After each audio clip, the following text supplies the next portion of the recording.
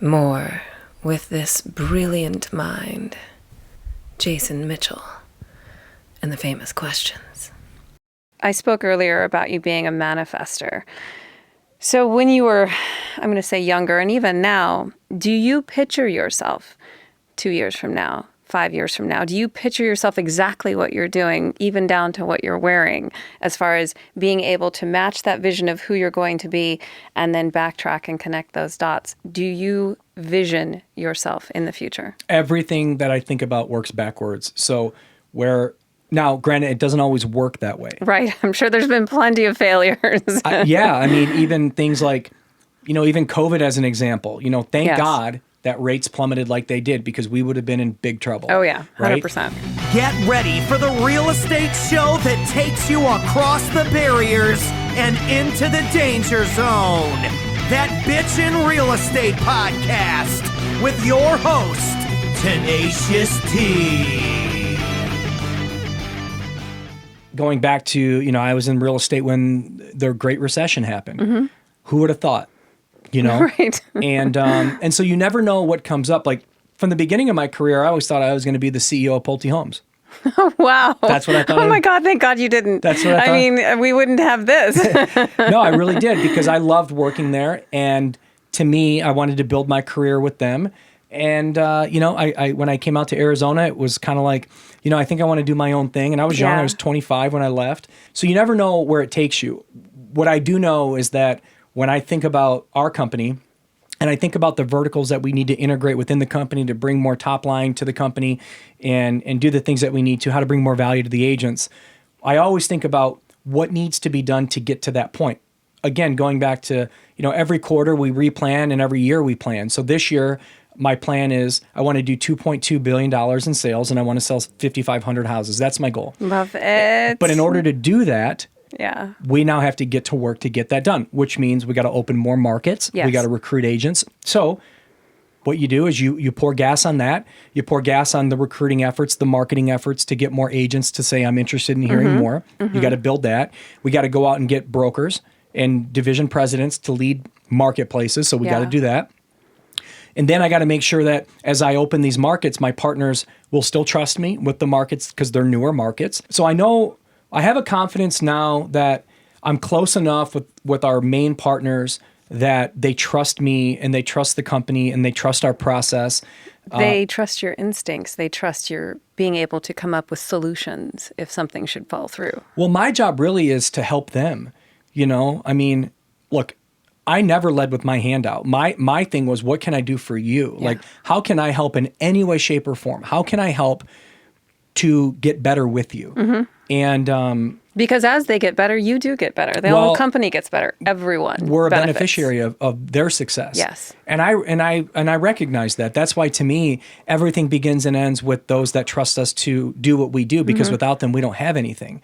And so, but the confidence I have in our partners now compared to, say, 5 years ago, because I didn't know, like I was building stuff in the hopes and prayers that I could. It was all new. It was all new. And that was the thing too, is that when I was building all the tech and all this stuff, I mean, I spent millions of dollars, building my business over the years, right? Yes. And when I was doing that and spending every Saturday, 6 Saturdays down in Infusionsoft and in Chandler for years. Infusionsoft, yeah. And spending all the money I was spending. Yeah. I didn't have the commitments yet, and I didn't even have other marketplaces. I just had Phoenix. My goal in the back of my mind was, if I can build a cool machine, maybe they'll trust me down the road, but I couldn't go to them and ask yet because it wasn't ready yet. Yeah. And so you're building with the hopes that, hey, gosh, I hope I can stay partners with these guys. Oh my God, please, what do I got to do? Anything I got to do. But over time, what happens is you develop so much trust with somebody to where it's just automatic. Like you don't question their integrity. They don't question yours. You just have become true partners. And then you make friends that you really care about along the way. And so now I believe we're at a stage to where our bigger partners trust us, to where I know I can open these markets. And as long as I keep it to where our markets are at a certain, I have no visions of going into Charlotte, North Carolina and having 100 agents. Right. But if we can have 8 to 10 great agents there that are doing 100 plus deals a month, covered. or whatever it is, if they can do 50 deals a month with 8 to 10 agents, then that's a good market for us. And that's how we lead it. Just like Atlanta, we have 7 agents in Atlanta. Those agents do roughly 30 deals a month, 35 deals a month. Well, that's great. Yeah. That's my model. Because if I went in and I got greedy and I said, no, I want to have 50 agents here, I want 100 there, I want 30 there. Well, all of a sudden your partners turn around and say, well, we can't provide you with that because we have other partners too. Yeah. So you got to be smart about how you go about your growth and your strategy, and also realize that you're not the only game in town. But if you could just get a little piece everywhere across the map, it starts to become a really big piece. It starts to become the well-oiled machine that begins to grow and keeps running, instead of the one that you put way too much gas and oil in and it burned out before it even reached the finish line. Yeah. Yeah. Yeah. So it's good. It's a good model. It's the right model for our agents because the model consists of currency. And when you can control, last year our average agent received 135 referrals, high quality referral opportunities. Well, that's lovely. Which led to the average agent closed an additional 38 transactions last year. Love it. For 171 extra thousand in GCI. And so when you have your average agent that goes from closing 12 deals a year to now closing 50. That's huge. You change your life. That is huge because most, and I've been to a few brokerages too, but most brokerages you get maybe a handful, and to be able to not only provide leads but teach them how to really close them above and beyond your regular, I'm going to say Tom Ferry system that's out there. He's great. Then he is great, but it's innovation that works, and that is key, and that is what is necessary in order to change what is happening. Well, think about this and why the model is like this full circle approach. If I can add 38 deals a year to your book of business, and I don't take a big cut on your self-gen business, right? Those clients now start sending you their friends and family. Yep. So now all of a sudden we've inherently grew your self-gen book of business because we brought these clients in the upfront to you, and in year 2, and in year 3, and in year 4. Because the goal is to have your phone ring from referrals from those clients you've worked with. It's not just getting a lead, but it's keeping that lead and having that lead refer their friends. That's right. And that's their the family. longevity of real estate. Yeah. And that's the longevity of our model, which is why we don't lose people. Is because you can see that. Like you can see year after year, our agents that have been with us, they just continue to grow their book of business because they have a lot of if they weren't growing, you wouldn't be growing. And it's very evident that you are. But what happens when you talk about currency, when you can control that at that high of a level, if I pull it from you, it's devastating. Yes. Right?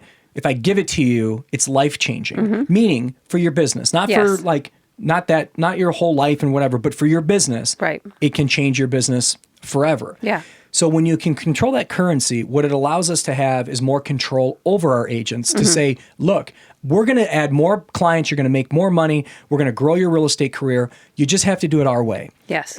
And because your way works. You've proven it. And most agents oblige. They say, I'm totally good with that. By the way, we try to make them better too, better sales professionals, give them great systems and process, but they still have to do certain things a certain way. Yes. And that's where sometimes ego comes in, where people say, but I want to do it our way, my way. And I've said that a time or two. Yeah, well, you can go do it your way. That's great. You just can't work here. Yeah. So, and some people like that and some don't. But the difference is with my agents, they don't have to go hunt and kill. You don't have to wake up every day and wonder if your phone's going to ring or if you're going to meet a client. Which is so important in this industry. It's everything. Yeah. And those that have an ego that say, well, I can do it on my own, this and that, that's great. Go do it on your own. Yeah. No problem. I support that. I did it. Yeah. And it can be done. There's no question. Yes. But if you want consistency and you want to make, 6 figures year over year, but really most importantly, grow that portfolio of past clients in your book, that's what we do that I think is special. And we just try to get better and better at it when it comes to providing additional value to the agents, not just the currency. But controlling that currency allows you to really have a handle on what's going on and what people need to be doing, because it's not about what I say, it's about what my partners say. Yeah. If they come back and say, hey, Jay, we need you to do it this way, like today I have to go do a couple of attachments in a program that we have. It's like 60 missing attachments to this product, which means there's Lord. 30 agents or so that didn't attach their client to certain things. But guess what? I asked them to do it on Friday. And this morning there were still like 28 that remained. Well, now guess what? Now you're going to hear it a little bit, Yeah, right? you are. So, but that's fair because Absolutely. to ask people to do certain things in order for the exchange to be of such great value. It's an expectation. I mean, every job has one. Yep. It's a definition, expectation. So I have this fun little series of questions. We call them the famous questions. And it's, you've seen In the Actor's Studio, right? yes. With James Lipton. So it's a little mix of his. But we're going to take this as a real estate atmosphere. So this first question is about a description. So either reading a description in an MLS or writing one. What is your favorite word? Oh, boasts? Boasts. God, I can't stand that one. It's the worst. Boasts. There's so much I love, oh God, that was my least favorite thing to do. When we found out that Lister assistant would write the description for you, I was like, I don't care what, they got to pay him, triple it, like as long as I don't have to write the description. I don't know, God, that's such a great question. It's so funny. Boasts works. So that's towering. Yeah. The towering unobstructed. kitchen island. Yeah. God. So, I've wrote some bad ones. Oh, I'm sure. Oh my God. Like the best is when you try to make a property that is just unfortunately garbage. Right. To be like, that's awesome. What I always say though. If it's garbage, say it's garbage, but that's why we priced it this way. We priced it like garbage. Priced low. I always would say too, don't hide the fact. Like, I was super, super descriptive in my MLS approach, meaning even in the public remarks. Yeah. I'd say this road backs to Shea. Which is why we priced it below market, right?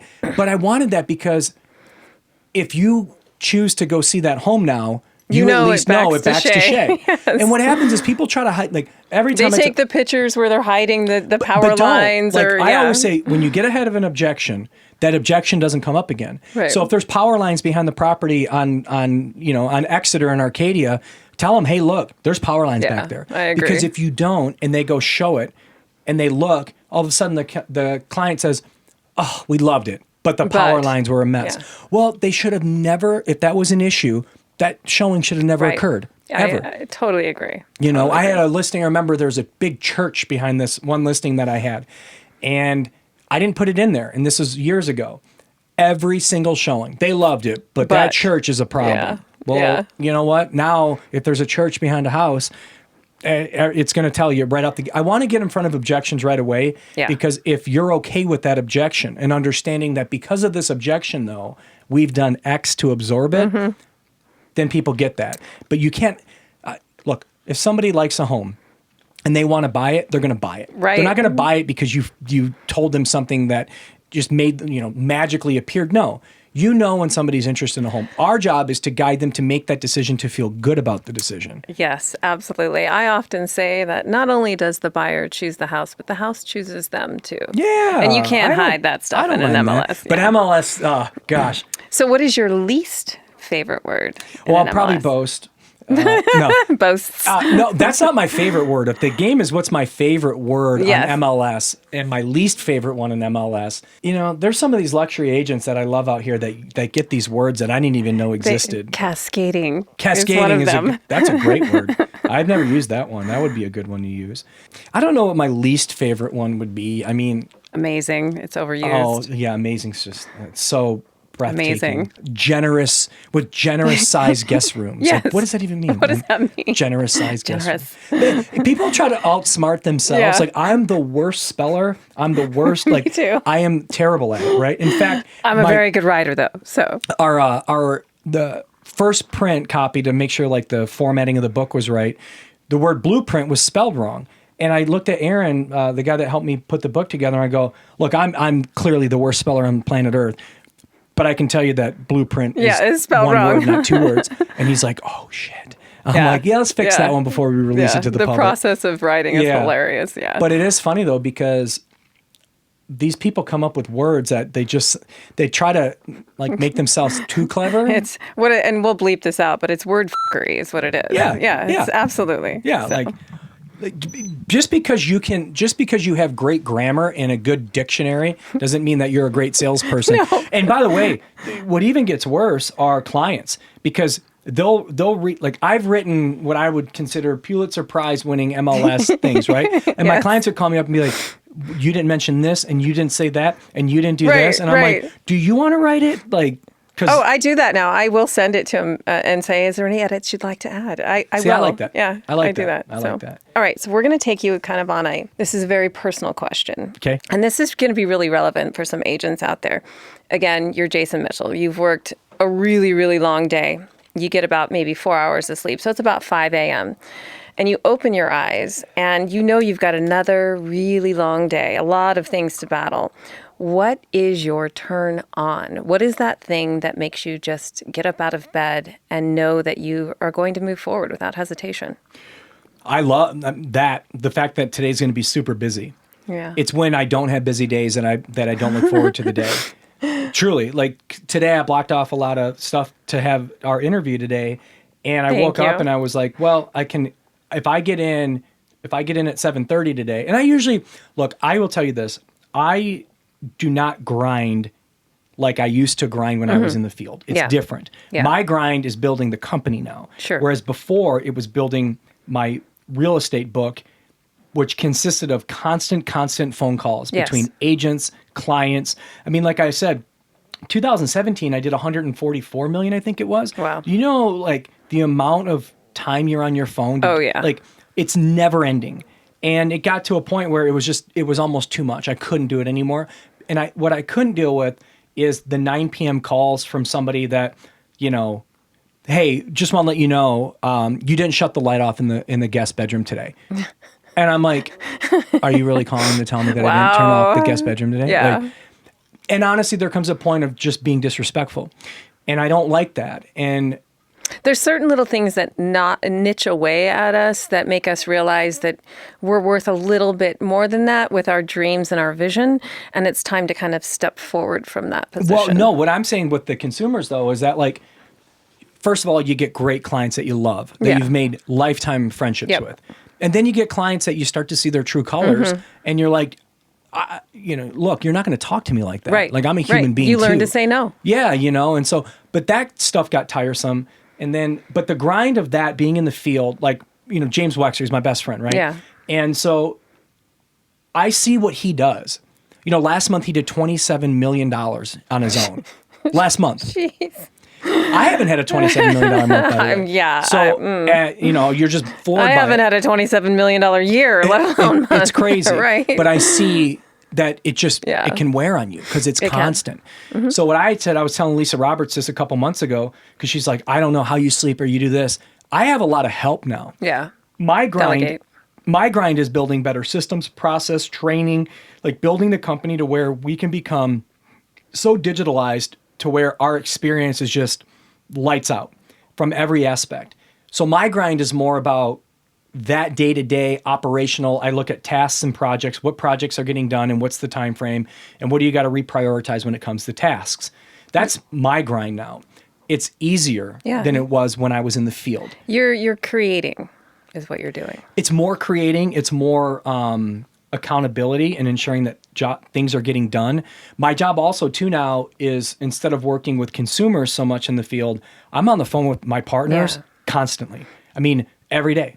Every day I'm talking. Masterminding, brainstorming. What do you need? How we doing? This, that, like, because they're always coming up with new innovative ideas. These are the biggest companies in the world, right?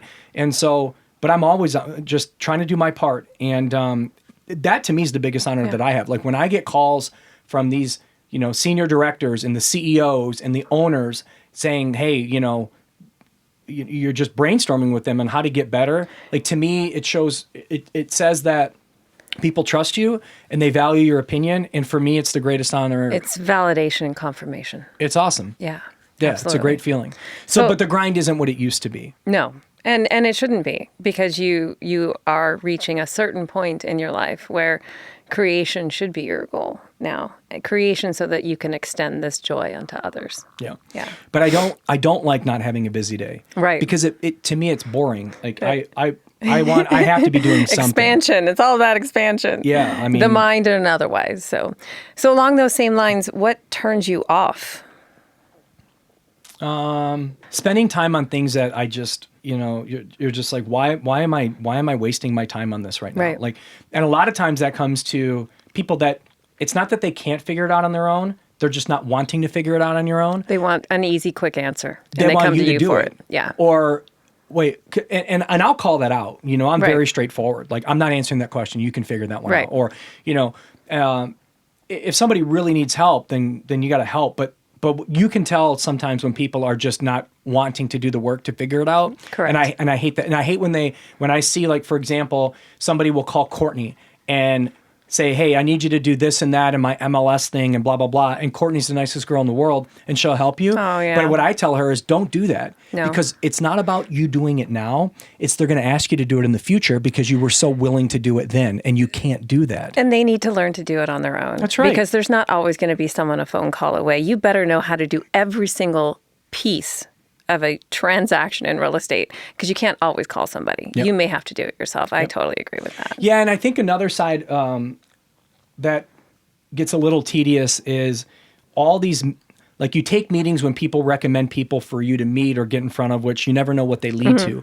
But a lot of times you oblige because the person that wanted you to have that meeting you're either friends with or Gotcha. whatever. Yeah. But they're setting up a meeting just to kind of connect their own dots instead of, like, because if I got to spend an hour having discussion and because first it's, hey, how are you? Where are you from? Oh, yeah. Yeah. Weather's great, blah, blah, blah. Yeah. And then you... The small talk. Yeah, the small talk stuff. And really, there's no value of the companies No. being together. You're just doing it to oblige.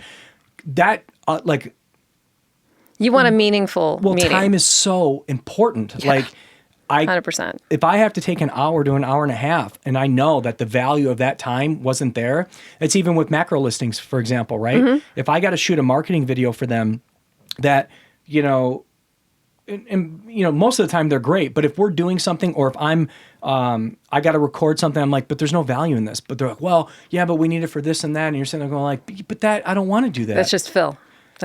Yeah. Yeah. So it's just really being smart with your time. Doing what you want to do. Yeah. Doing what you want to do. Yeah. Following your heart instead of just what you think you should be doing, but what you know you should be doing. Yeah. Just saying like, hey, I'm doing this for a reason, Yes, not because I exactly. have to do it. Exactly. So this is one of the fun questions. My Okay. audience loves this question. And again, we'll bleep it. What is your favorite swear word? I got a bad mouth. No, so do I. I don't know. I always use the excuse I'm from Detroit. That's my right. excuse, right? Your go-to favorite word. Come on, I give it don't to know. us. I don't know. I mean, Well, I'll go first then. Mine is fuck. It's just universal. You can use it everywhere and anything has multiple meanings. So I use that word a lot. I use that word a lot. we're going to get him to say one. I would say you got to be fucking kidding me. I love it. Love it. Awesome. Yeah, that's a good one. You gotta be fucking kidding me. Okay. But I always am aware of the people I'm talking to. Of course.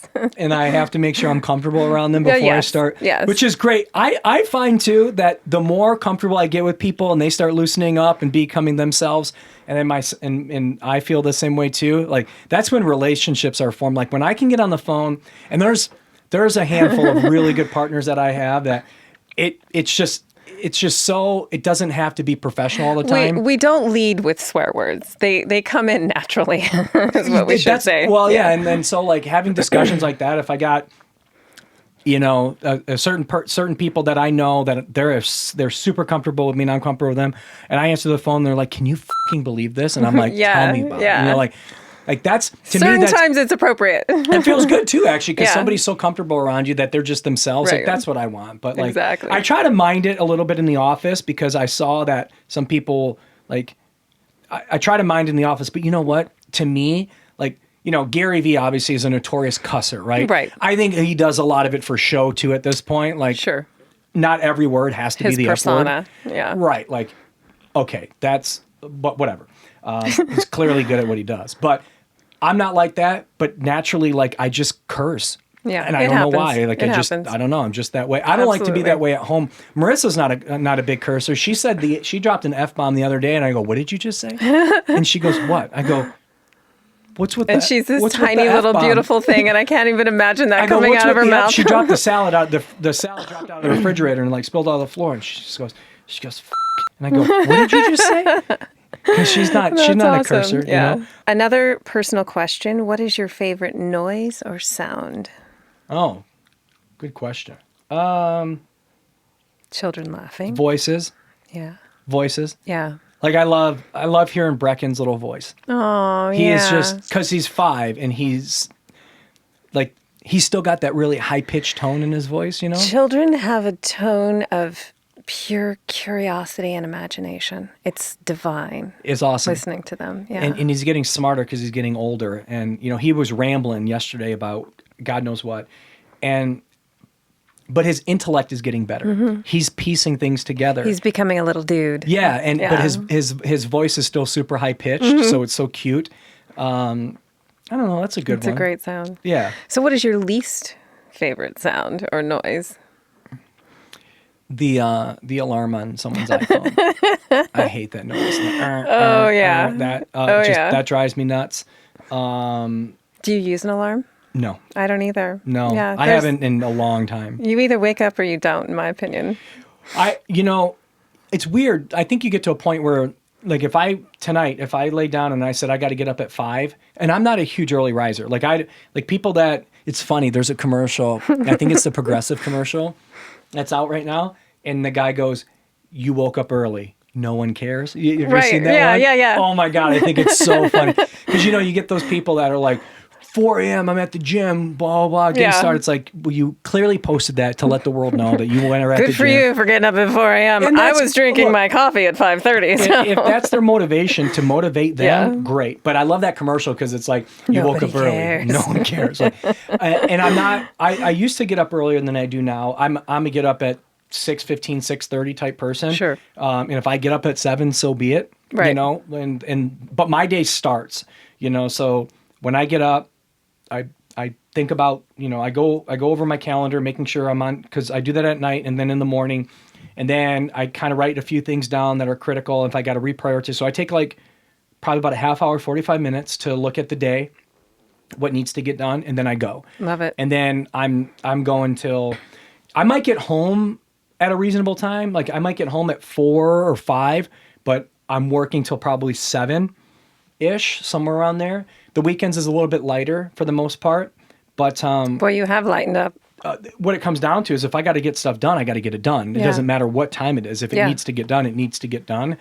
But my schedule isn't as grueling as it used to be, nor do I want it the way it used to be. And you seem so much more relaxed too than I would say like 4 or 5 years ago. You're comfortable in your own skin 100%. Like, not that you hadn't always been, but you know what I'm saying. You can tell that you've reached some points of achievement where you're like, I think I can breathe a little bit now. Yeah. I mean, that's part of it. The other side of it is that I was talking to my buddy Dominic about this a couple months ago. We were talking about, he's doing better than he ever has in his career. And he's like, but you know what, Mitch? I don't work as hard as I used to. Mm-hmm. And I go, because you don't have to. Right. You built it. Yeah. And that's what you do. Yep. And my super, super successful friends that are way more successful than I am, they live a life that they can pick and choose what they want to do, but they put in the time. And that's always my rebuttal is I put in my time. I've been working professionally now for 18 years. Yeah. I put in my time. And now granted, I still work my butt off. Of course. Yes. And I still have aspirations to do a lot more and for what I'm trying to do for my journey. It's going to be fun to watch. But I'm not, I'm not 30 anymore. No. I'm not at a point to where I have to hustle every single day, A, to make a paycheck, and then B, to get to a point that I could have capital to build things and grow stuff. I put in my time. Yeah. And you get to smell the coffee now too. Yeah, not just a little bit. But Yeah. I also put that pressure on other people too, because now it's your job. Yeah. My job is now your job. I just got to make sure you do it the right way and it gets done. I'm also still the idea guy, I think. 100%.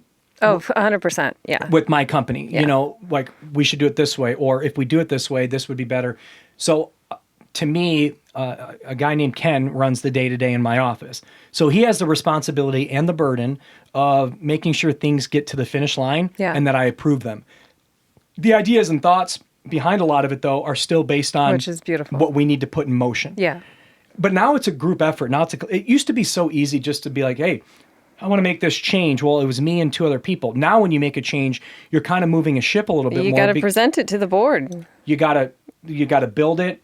Everyone's got to understand it. You got to have training around it. Yeah. Like it's a little bit harder now than it used to be when you go to make changes. And also the lift that you're going to put on people that have to be responsible for doing it. Now you're adding to their plate. And adding to your plate to add to their plate. Yeah, and I hate doing that. Like, Yeah. I'm very cautious of when I know people are at capacity and if I'm overloading them too much, I try to be, because I don't want that to happen. I don't want them to break. Right. But what I do when I feel like something should take priority, that's why every week, what do you got going on? What's the priorities? And if we need to reshuffle, we need to reshuffle. And so that's constant. But no, it's nice to have people that can help you is the thing. Because when you're doing it all on your own, you can't. You can't. And you need that soundboard, and you need to be able to get feedback, and you need to be able to expand on those ideas with other people's input too. Definitely. So. And knowing there's so much stuff that we do now that I don't even know how to do it. Or Right. like I had a meeting before I came here. We were talking about onboarding, and I'm like, yeah, but if this goes here and then you replace that and you put a text message here with an email to click the button, they're like, we do that. I'm like, oh. Well, Didn't know we put that in place. that's great. Congrats, guys. That's awesome. So like, but that's good. Yeah. That's good that you have people that are proactive, and I don't need to know anything, nor do I want to know everything. Right. I don't. I have my role, and I stick to that. You play it well. Thanks. This is probably my favorite question, and it may take you a minute to think about.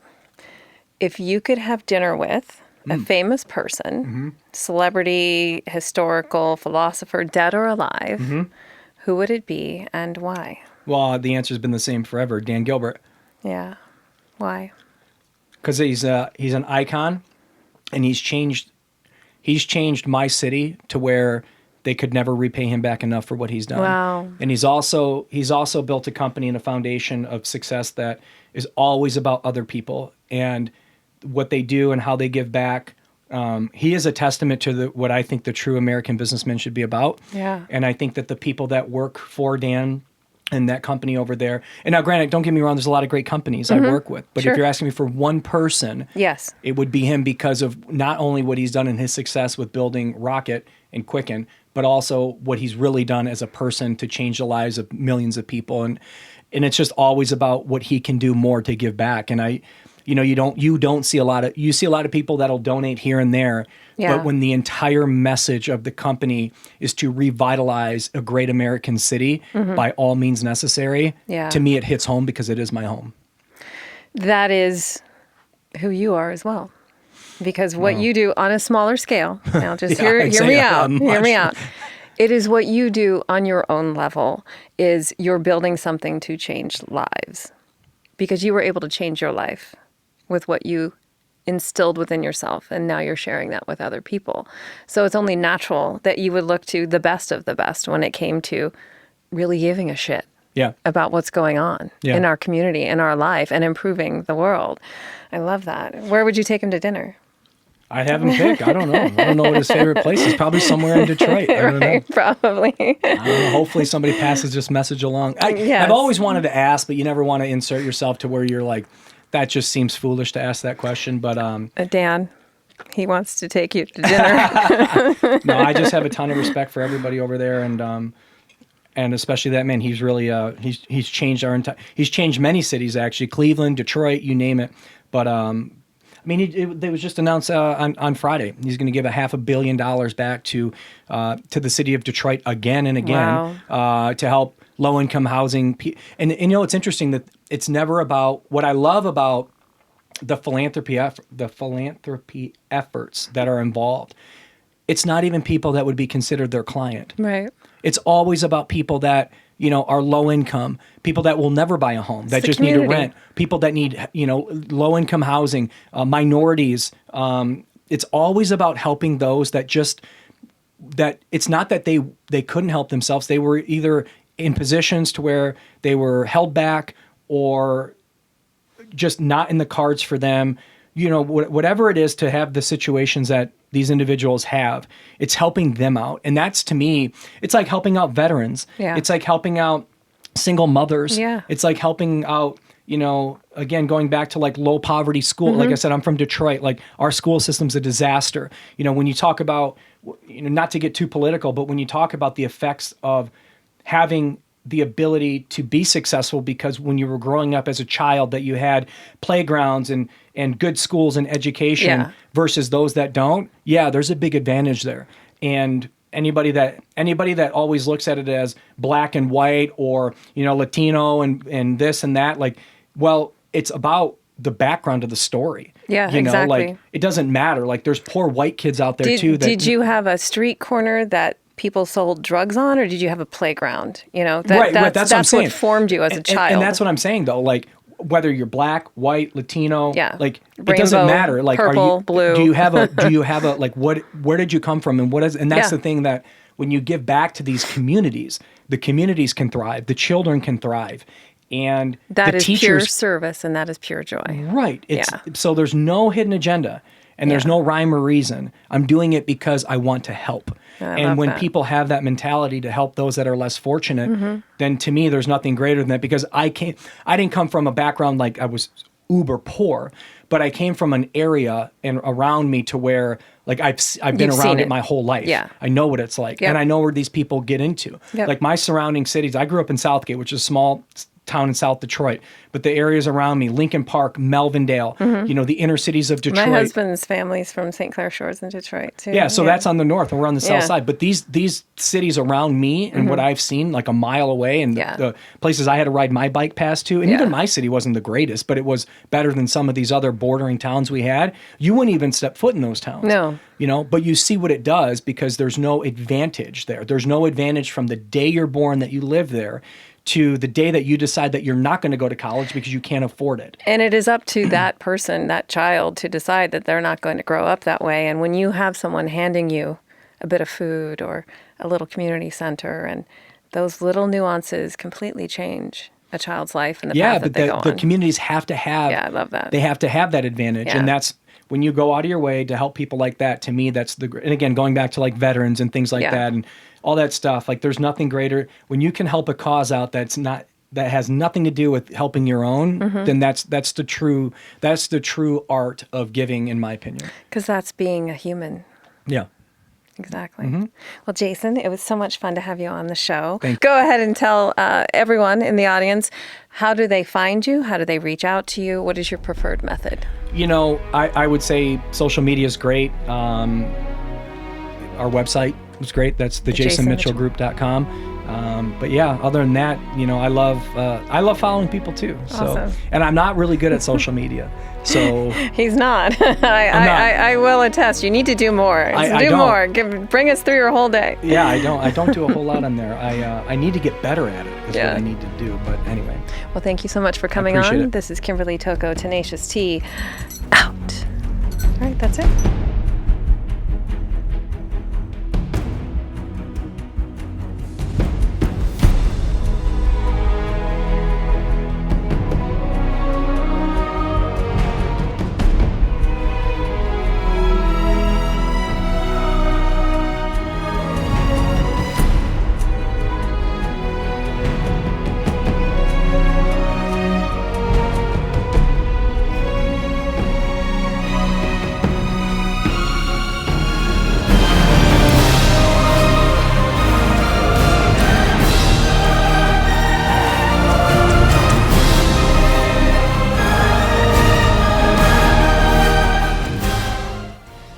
Jason, what are your 5 favorite smells?